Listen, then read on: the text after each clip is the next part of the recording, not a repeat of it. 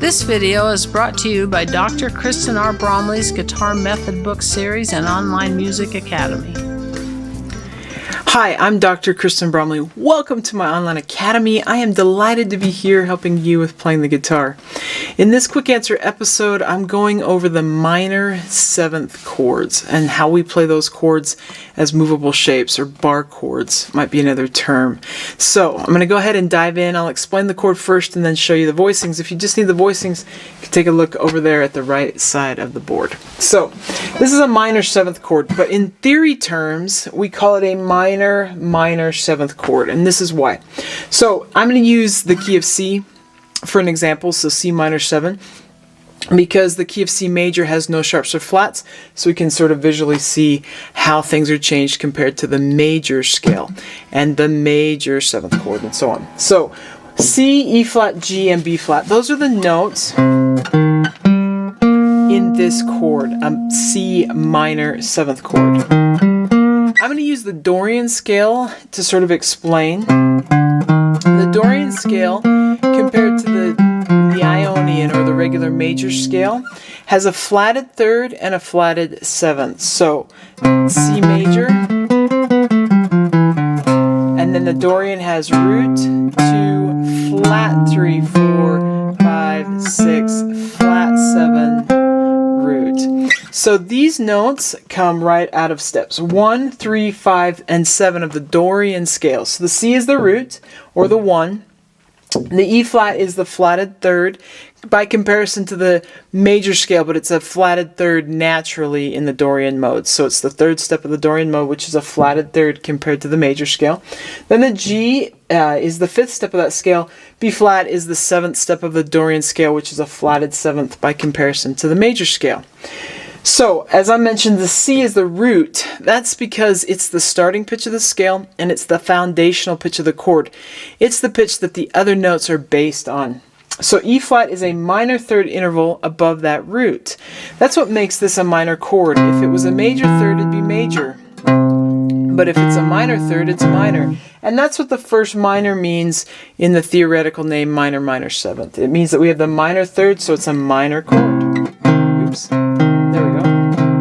Now the G is a perfect fifth, which is common to these types of chords. The B flat is the other defining note of the chord. It is a minor seventh, and that's what the second one means in relation in that name minor minor seventh chord. So if we had a major seventh, it'd be a B natural. That'd be a major seventh interval, but we have the minor seventh, and that's what defines the character of this chord. So the chord symbols for minor seventh chords, we need the root, something to tell us that it's minor, and then the number 7. When the number 7 is thrown, we know it's a minor seventh. If it has something in front of it, like a triangle or a capital letter M, we know it's a major seventh, which is not what we're playing here. But if you need help with those types of chords, there are quick answer videos on those. So, for example, C minor 7, we have the root, a minus sign telling us it's a minor chord, and then the number 7, so we know it's the minor seventh. B flat is the root, a lowercase m tells us it's a minor chord, and then the number 7, so we know it's a minor seventh that's been thrown, no triangle or capital letter in front of that 7. Then we have F sharp is a root, a minus sign telling us it's a minor chord, and then the 7, again, no triangle or capital letter M in front of that, so we know it's a minor 7. I was going to say a minus 7, which is one way to say it, but it's a minor seventh.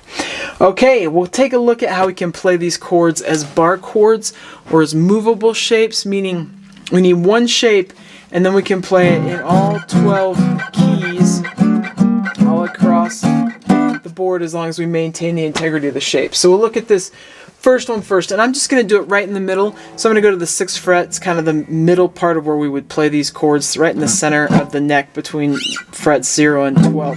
So fret 6, index finger is going to bar across all 6 strings, and my ring finger can go 2 frets higher on the 5th string. That's one way to play this, and this is a bar chord version of a minor seventh. Because this note right here, is on a B flat note, this is a B flat version.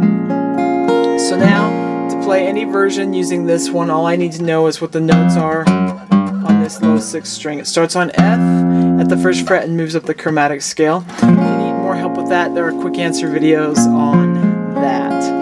So B flat minor 7. Now this one has a root, a 5, a flat 7, a flat 3, a 5, and a root. If I'm playing in a jazz context or music that's a little bit more jazz influenced, I usually get rid of the extra or doubled fifth and doubled root, and it sounds a little bit richer. And that's what I've got here too. So if you use your middle finger and then ring finger to bar strings 2, 3, and 4 at the same fret, and then mute the top string, mute the fifth string, it makes it just a little bit richer. So bar chord, richer version.